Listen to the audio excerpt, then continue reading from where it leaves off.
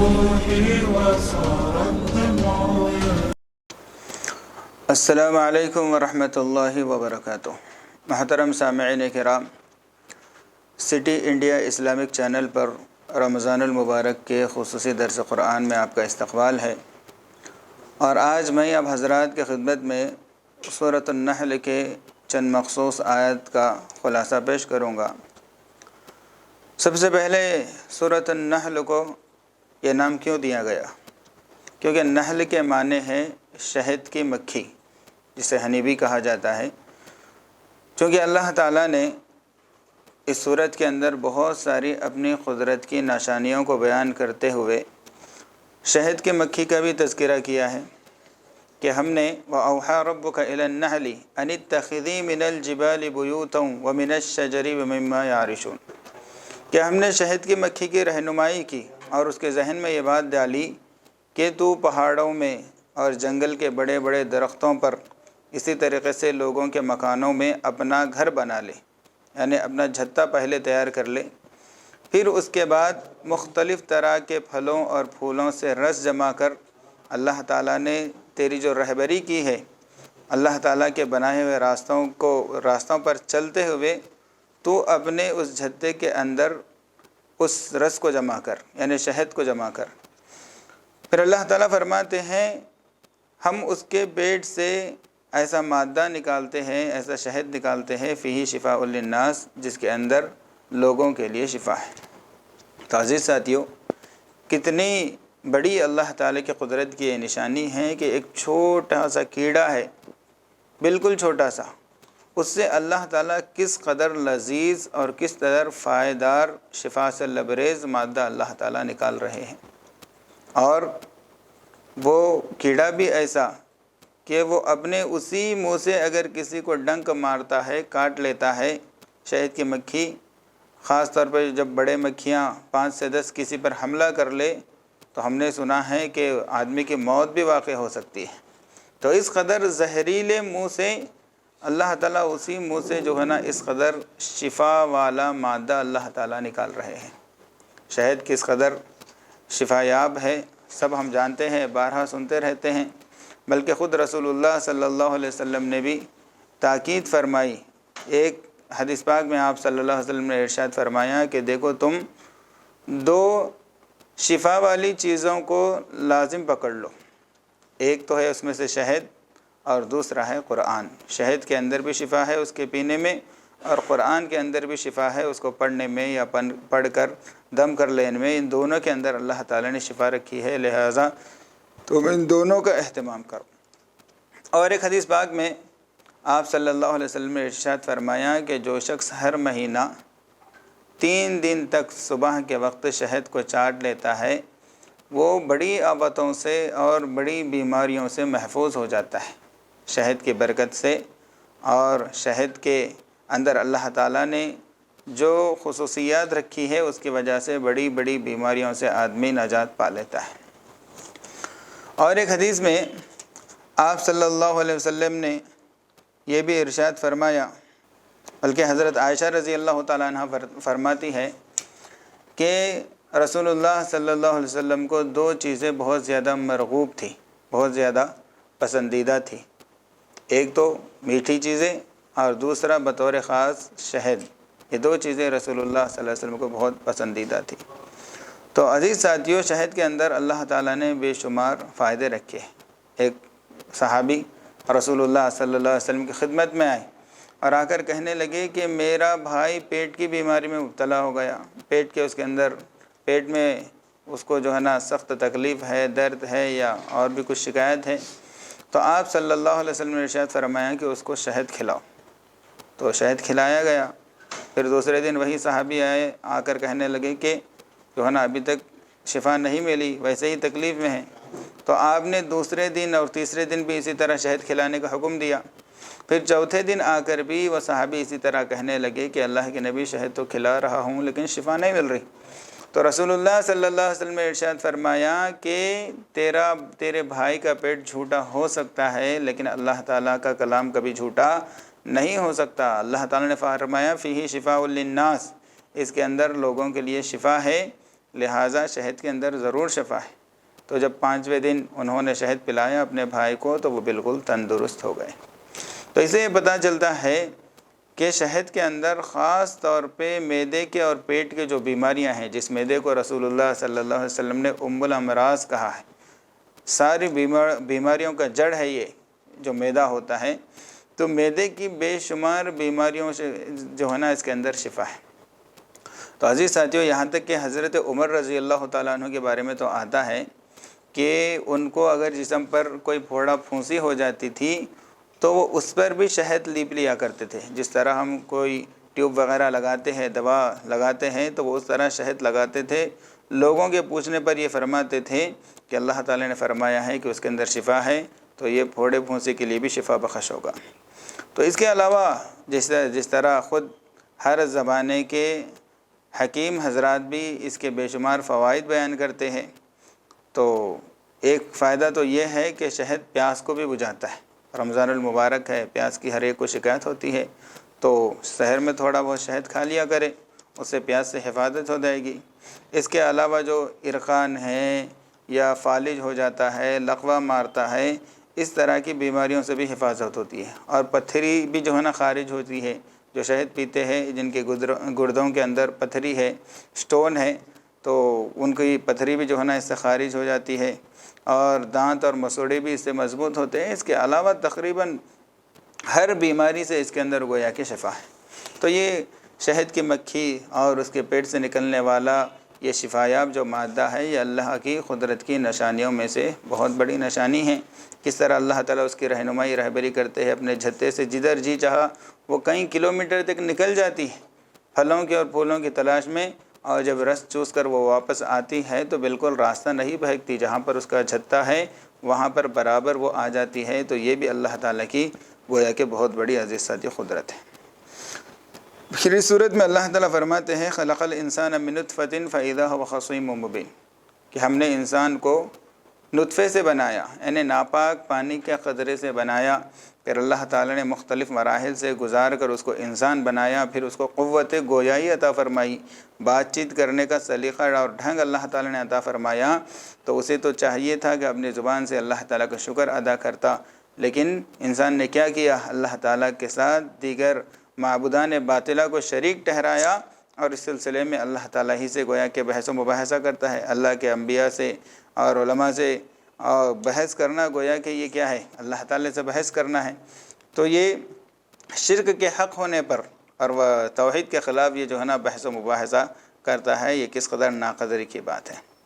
تو اس صورت کے اندر عزیز ساتھیوں، اللہ تعالیٰ نے بہت ساری اپنے انعامات کا تذکرہ کیا، تو انہی میں سے اللہ تعالیٰ فرماتے ہیں والانعام خلقہا، کہ ہم نے تمہارے لیے چوپائے بنائے، جانور بنائے، لکم فیہا دفء ومنافع ومنہا تأکلون، جس سے تمہارے بے شمار فوائد ہیں۔ ان میں سے ایک فائدہ یہ ہے کہ تم ان جانوروں کا جو اون ہوتا ہے، ان کے جو بال ہوتے ہیں، اس اون سے تم مختلف طرح کے گرم لباس بنا لیتے ہو، سویٹر وغیرہ بنا لیتے ہو، جس سے تم سردی سے حفاظت کر لیتے ہو، اور اس کے علاوہ بے شمار جو ہے نا فوائد ہے۔ اس کا گوشت تم کھاتے ہو، اور اس کی چمڑی سے مختلف لیدر کے اشیاء بنا لیتے ہو اور اس کو استعمال کرتے ہو۔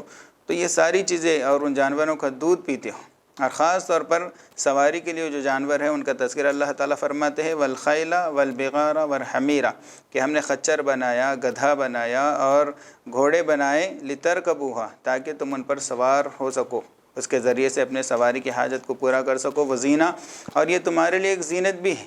یعنی جس کسی کے پاس گھوڑوں کا ایک بہت بڑا ریوڑ ہے یا اسی طرح سے خچروں کا ریوڑ ہے، تو یہ اس کے لیے جب یہ نکل کر چڑھتا ہے تو اس کو دیکھ کر خوش ہوتا ہے، گویا کہ اس کے لیے ایک فخر کی بات ہوتی ہے کہ میرے پاس اتنا مال ہے، اور جو ہے نا میں اتنے مال کا مالک ہوں۔ تو اس اعتبار سے وہ اس کے خوشی کا بھی باعث بنتی ہے، اس کے لیے ایک طرح کی زینت بھی ہے۔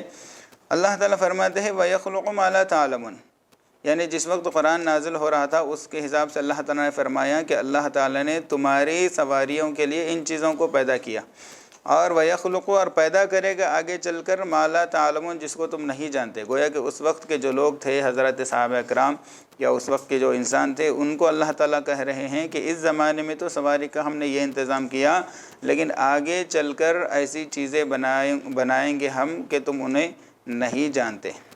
تو اللہ تعالیٰ نے اس کو بھی پورا کیا۔ آج کیسی تیز سواریاں ہمیں جو ہے نا الحمدللہ میسر ہے، ہر ایک کے پاس جو ہے نا بائک ہے، کار ہے، یا جو ہے نا بلیٹ پروف کیا کہتے ہیں تیز رفتار ٹرینیں ہیں، اور جہازوں کے بارے میں، راکٹوں کے بارے میں کیا کہنا۔ تو یہ سب کے سب جو ہے نا یہ اللہ تعالیٰ کی قدرت سے ہی بنے ہوئے۔ انسان اگرچہ بظاہری اعتبار سے اس کو بنایا ہے، لیکن انسان کو اتنی عقل دینے والے اور انسان کو وہ صلاحیت دینے والے اللہ تعالیٰ ہیں۔ تو اللہ تعالیٰ نے زمانے کے حساب سے جو ہے نا سواریوں کا بھی انتظام کیا ہے۔ اگر صحابہ کرام کو اور اس زمانے کے لوگوں کو اگر یہ کہا جاتا کہ بھئی اس طرح ہوگا، لوہا ہوا میں اڑے گا، تو وہ لوگوں کو بات سمجھ میں نہیں آتی۔ اسی لیے جو ہے نا صرف اتنا فرما دیا کہ آگے چل کر بھی ہم ایسے سواری کا انتظام کریں گے جس کو تم نہیں جانتے۔ پھر سمندر کا اللہ تعالیٰ تذکرہ کرتے ہیں وَهُوَ الَّذِي سَخَّرَ الْبَحْرَ لِتَأْكُلُوا مِنْهُ لَحْمًا طَرِيًّا، کہ ہم نے سمندر کو تمہارے لیے مسخر کر دیا۔ مسخر کر دیا کہ مطلب یہ ہے کہ خدمت میں لگا دیا۔ سمندر کے اندر بے شمار تمہارے فائدے کی چیز ہے، لحمن طریہ، تازہ گوشت مچھلیوں کا تمہیں کھانا ملتا ہے، اور اس کے اندر تم اپنی کشتیوں کے ذریعے سے سواری بھی کر لیتے ہو، دور دراز کے ممالک کا تم سفر کرتے ہو، اور اللہ تعالیٰ کی قدرت سے پانی کے اندر تمہاری کشتیاں نہیں ڈوبتی۔ اللہ تعالیٰ سمندر کے پشت پر ان کشتیوں کو چلاتا ہے، ڈوبنے سے بچاتا ہے۔ تو یہ ساری چیزیں گویا کہ اللہ تعالیٰ کی نعمت ہے۔ اور ایک فرمایا کہ وَتَسْتَخْرِجُوا مِنْهُ حِلْيَةً تَلْبَسُونَهَا، اور سمندر کی تہہ سے تم ایسی چیزیں نکال لیتے ہو جن کو تم زیور بناتے ہو۔ تو سمندر کے تہہ کے اندر بہت زیادہ قیمتی دھاتیں جو ہے نا انسان نکالتا ہے، اللہ تعالیٰ نے رکھی ہے سمندر کے تہہ میں، بہت قیمتی موتیاں اور اسی طرح سے ہیرے وغیرہ بہت ساری چیزیں سمندر کے تہہ میں ہوتی ہیں۔ تو یہ سب کا سب اللہ تعالیٰ کی قدرت کی نشانیاں ہیں اور انسان پر اللہ تعالیٰ کی نعمتیں ہیں۔ پھر آگے چل کر عزیز ساتھیوں، اللہ تعالیٰ کفار مکہ کے ایک باطل نظریے کی تردید کر رہے ہیں۔ اور نظریہ کیا ہے؟ کفار مکہ یہ کہتے تھے کہ یہ فرشتے اللہ تعالیٰ کی بیٹیاں ہیں، حالانکہ اللہ تعالیٰ سے محبت رکھنے کا دعویٰ بھی کرتے تھے اور کہتے ہیں کہ فرشتے اللہ تعالیٰ کی بیٹیاں ہیں۔ اس کے مقابلے میں وہ خود اپنے لیے بیٹیوں کو پسند نہیں کرتے تھے۔ جیسا کہ مشہور ہے، اگر کسی کے گھر میں بیٹی پیدا ہو جاتی تھی تو وہ مارے شرم کے اپنا چہرہ لوگوں کو نہیں دکھا سکتا تھا۔ قرآن میں خود اللہ تعالیٰ فرماتے ہیں اس بات کو۔ تو اتنا شرمندہ ہو جاتا تھا کہ بھئی میرے یہاں تو بیٹی پیدا ہو گئی، میں تو ناکام ہو گیا، میں تو سب لوگوں کے سامنے شرمندہ ہو گیا۔ اس طرح اپنے آپ کو لوگوں کے سامنے لانے سے بھی وہ شرماتا تھا۔ تو یہ ایک چیز جو تم اپنے لیے پسند نہیں کرتے تو پھر اللہ تعالیٰ کے لیے کیوں پسند کرتے ہو؟ تو پہلی بات تو یہ ہے کہ فرشتوں کو اللہ تعالیٰ نے نہ مرد بنایا نہ عورت بنایا، وہ تو ایک الگ ہی مخلوق ہے۔ تو اللہ تعالیٰ ان سے سوال کرتے ہیں کہ بھئی جس وقت میں نے فرشتوں کو بنایا تھا کیا تم لوگ وہاں پر حاضر تھے؟ تم نے کس نے بتایا کہ وہ جو ہے نا وہ مادہ ہے، یعنی وہ مؤنث ہے، وہ بیٹیاں ہیں؟ تو اللہ تعالیٰ کو نہ کوئی بیٹیاں ہیں، نہ بیٹے ہیں، نہ بیوی ہے۔ اللہ تعالیٰ ان سارے عیوب سے پاک ہے۔ پھر اللہ تعالیٰ جن جانوروں سے انسان دودھ حاصل کر کے پیتا ہے، اس کے اندر بھی اللہ تعالیٰ کی قدرت کی طرف نشاندہی کرنا چاہتے ہیں کہ دیکھو بھئی جس جانور سے تم دودھ حاصل کرتے ہو وہ جانور کھاتا کیسے غذا ہے، ہری ہریالی غذا کھاتا ہے، گھاس پھوس کھاتا ہے، پتے کھاتا ہے۔ پھر وہ اندر جا کر جو ہے نا گوبر بھی بنتا ہے، اس کے ذریعے سے خون بھی بنتا ہے۔ تو اللہ تعالیٰ کی قدرت کاملہ دیکھیے کہ اللہ تعالیٰ اس گندے گوبر اور اس ناپاک خون کے بیج میں سے تمہارے لیے ایسا صاف اور شفاف اور لذیذ دودھ نکالتا ہے جس کو تم پیتے ہو۔ تو یہ بھی گویا کہ اللہ تعالیٰ کی بہت بڑی قدرت کی عزیز ساتھیوں نشانی ہے، یہ ہر کوئی نہیں کر سکتا۔ پھر اسی صورت کے اندر وہ مشہور آیت بھی ہے جو تقریباً سارے ہی خطباء کرام جمعہ کے خطبے میں دوسرے خطبے کے آخر میں پڑھتے ہیں، ان اللہ یأمر بالعدل والإحسان وإیتاء ذی القربى وینہی عن الفحشاء والمنکر والبغی یعظکم لعلکم تذکرون۔ تو عزیز ساتھیوں یہ آیت اس قدر جامع ہے، گویا کہ ساری شریعت کا یہ خلاصہ ہے۔ اللہ تعالیٰ نے 3 چیزوں کا اس کے اندر حکم دیا ہے اور 3 چیزوں سے اللہ تعالیٰ نے اس میں منع فرمایا۔ ان اللہ یأمر بالعدل، بلا شبہ اللہ تعالیٰ عدل و انصاف کا حکم دیتا ہے، والاحسان، اور لوگوں کے ساتھ، اسی طرح مخلوقات خدا کے ساتھ احسان کا برتاؤ کرنے کا حکم دیتا ہے، وایتاء ذی القربی، اور اسی طریقے سے رشتہ داروں کے ساتھ خیر خواہی اور ان پر خرچ کرنے کا اللہ تعالیٰ حکم دیتا ہے۔ تو یہ 3 چیزوں کا اللہ تعالیٰ حکم دیتا ہے۔ وینہا عن الفحشاء والمنکر والبغی، اللہ تعالیٰ فحش گوئی سے یعنی بے حیائی کے کاموں سے اور بری باتوں سے، اور اسی طریقے سے البغی یعنی ظلم سے اللہ تعالیٰ منع کرتا ہے۔ گویا کہ یہ ساری شریعت کا خلاصہ ہے۔ یہ مشہور آیت ہے جو سورۃ النحل کے اندر ہی ہے۔ پھر اس کے بعد عزیزاتو اللہ تعالیٰ فرماتے ہیں من کفر باللہ من بعد ایمانہ الا من اکرہ وقلبہ مطمئن بالایمان۔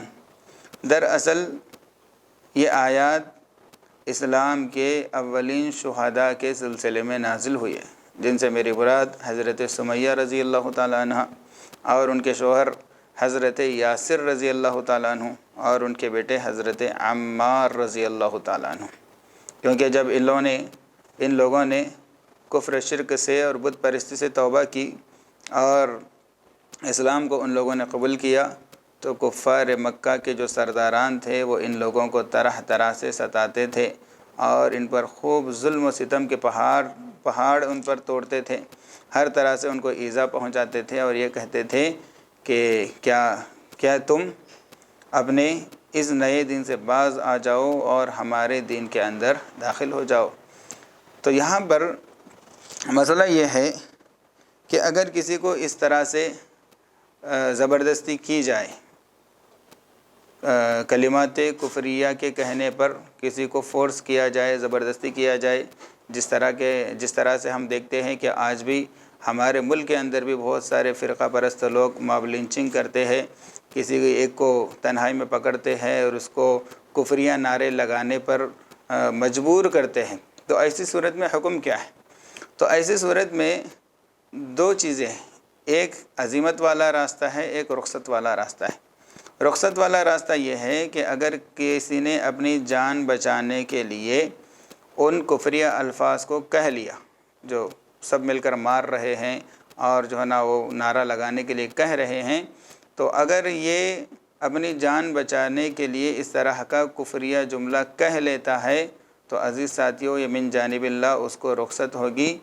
صرف زبان سے کفریہ الفاظ کہہ لینے سے، دل میں اگر ایمان ہے، دل میں اللہ تعالیٰ کی وحدانیت ہے، لیکن زبان سے صرف جو ہے نا شرکیہ الفاظ کو وہ کہہ رہا ہے، تو یہ عند اللہ ماخوذ نہیں ہوگا اور اس پر اس کو کوئی گناہ بھی نہیں ہوگا، بلکہ اس کی رخصت ہے، یہ جائز ہے۔ لیکن اگر کوئی یہ کہے کہ چاہے میری جان چلی جائے مجھے کوئی پرواہ نہیں ہے، میں یہ کلمات کفریہ اپنی زبان سے ادا نہیں کروں گا، یہ کہہ کر وہ جو ہے نا ڈٹا رہا اور اس کے مقابلے میں فرقہ پرستوں نے اس کی جان لے لی اور اس کو جو ہے نا مار دیا، تو ایسی صورت میں یہ عند اللہ ماجور ہوگا، شہید کہلائے گا اور بے شمار اجر و ثواب اللہ تعالیٰ اس کو آخرت میں عطا فرمائیں گے۔ تو حضرت سمیہ رضی اللہ تعالیٰ عنہ انہوں نے بھی بے شمار ظلم و ستم کے باوجود سارے مظالم کو وہ سہتی رہی، لیکن اپنے زبان سے شرکیہ الفاظ انہوں نے نہیں کہے، جس کی بنا پر کفار مکہ نے ان کو 2 اونٹوں سے باندھا۔ یہ بھی نہیں دیکھا کہ یہ خاتون ہے، صنف نازک ہے، عورت ہے، یہ کچھ نہیں دیکھا، بلکہ 2 اونٹوں سے ان کو باندھ دیا اور دونوں کو ایک الگ الگ مخالف سمت میں دونوں کو جو ہے نا بھگا دیا، جس کی وجہ سے ان کا جسم جو ہے نا بیچ سے چیرتا ہوا 2 ٹکڑے ہو گیا۔ تو اس طرح انہوں نے گویا کہ دین اسلام کے نام پر سب سے پہلی شہادت پیش کی۔ پھر اسی طریقے سے ان کے شوہر تھے جو حضرت عمار رضی اللہ تعالیٰ عنہ تھے، انہوں نے بھی عزیمت پہ عمل کی اور انہوں نے بھی کفریہ جملے نہیں کہے، جس کی وجہ سے کفار نے ان کو بھی جو ہے نا شہید کر دیا۔ البتہ ان کے جو بیٹے تھے حضرت یاسر رضی اللہ تعالیٰ عنہ، انہوں نے رخصت پر عمل کیا اور دل میں اللہ تعالیٰ کی وحدانیت کو برقرار رکھتے ہوئے صرف زبان سے انہوں نے شرکیہ الفاظ کہے۔ تو اللہ تعالیٰ خود یہاں پر ارشاد فرماتے ہیں کہ الا من اکرہ وقلبہ مطمئن بالایمان، مگر جس شخص پر زبردستی کی گئی، فورس کیا گیا جان کی دھمکی دی گئی، ایسے میں وہ جو ہے نا اپنی جان بچانے کے لیے کفری الفاظ کہتا ہے۔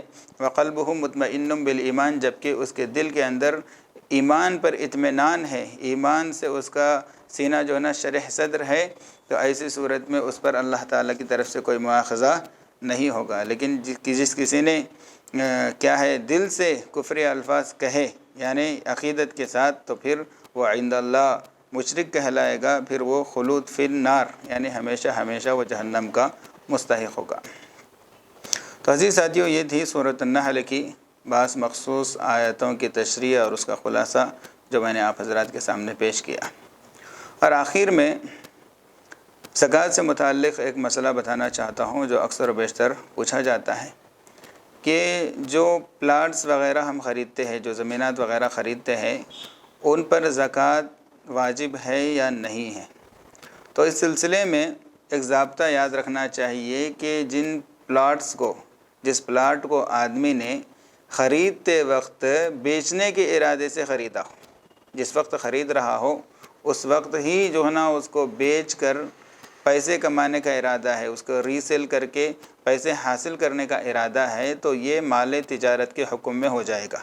اگرچہ اس پلاٹ کو بیچ کر ذاتی گھر بنانے کا ہی ارادہ ہے، یا دوسری جگہ زمین خریدنے کا ارادہ ہے، یا بیٹی کی شادی کرنے کا ارادہ ہے، چاہے کس مقصد سے کیوں نہ ہو، اگر اس کو بیچنے کے ارادے سے خرید رہا ہے تو پھر اس پر زکوٰۃ واجب ہوتی ہے۔ جس دن بھی آپ زکوٰۃ نکالیں گے اس دن اس پلاٹ کی مارکیٹ کے اندر جو ویلیو ہوگی، جو قیمت ہوگی، اس کے اعتبار سے اس سے بھی اس کی قیمت بھی ادا کرنا پڑے گا۔ لیکن جس پلاٹ کو خریدنے کے ارادے سے نہیں لیا ہے، بیچنے کے ارادے سے نہیں لیا ہے، یا ہے کہ کوئی ارادہ ہی اس کا واضح نہیں ہے، بھائی دیکھا جائیں گا آگے چل کے جو ہوا، یا تو بیچیں گے یا کچھ بنائیں گے یا بچوں کو دیں گے، اس طرح کوئی ایک ارادہ اس کا واضح نہیں ہے، تو ایسی صورت پہ بھی وہ پلاٹ پر جو ہے نا زکوٰۃ واجب نہیں ہوگا۔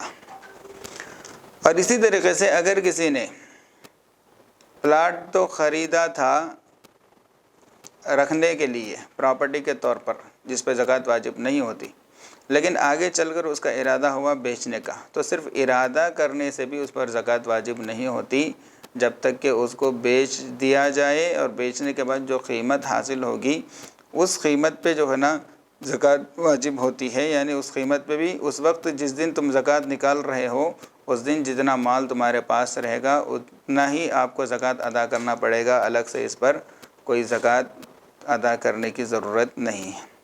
تو اتنی بنیادی بات یاد رکھنا چاہیے کہ جس پلاٹ کو خریدتے وقت ہی بیچنے کا ارادہ ہے، ریسل کرنے کا ارادہ ہے، اس پر زکوٰۃ واجب ہوگی، اور جس کو پراپرٹی کے طور پر خریدا یا بچوں کو دینے کے لیے خریدا، یا کوئی واضح نیت نہیں کہ آگے جو ہوگا دیکھا جائے گا، اس ارادے سے خرید رہا ہے، تو ایسے پلاٹ اور زمین پر زکوٰۃ واجب نہیں ہوگی۔ اللہ تعالیٰ سے دعا ہے کہ اللہ ہمیں عمل کی توفیق عطا فرمائے۔